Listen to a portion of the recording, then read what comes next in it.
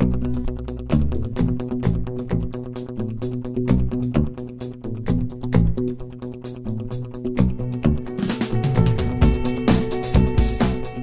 to Politics Need to Know, your guide to important events on the political landscape.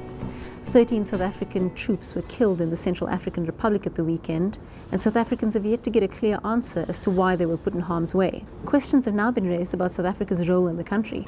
They were not there as part of an African Union force, and they did not have the blessing of the Economic Community of Central African States. In fact, one of the conditions of a January truce signed between President Francois Bozize and the Seleka rebels was that foreign troops leave the country. Further muddying the waters was the fact that there were no reports that other international troops present in the capital city of Bangui were involved in the fighting. President Jacob Zuma told the press that South Africa sent troops to the conflict-ridden country as part of a bilateral memorandum of understanding.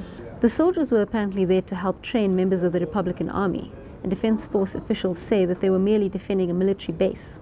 However, early reports say that the SANDF troops were fighting alongside the Central African Republic's army when the Seleka rebels entered the city.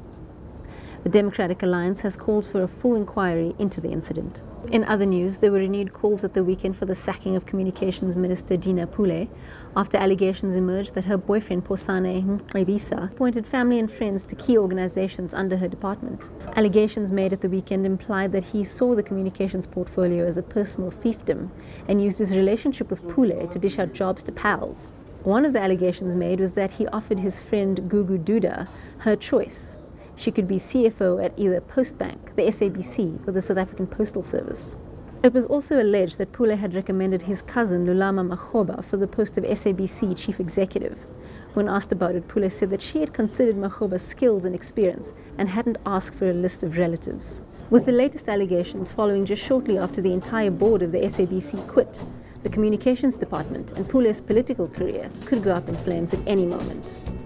And that's all you need to know about politics this week.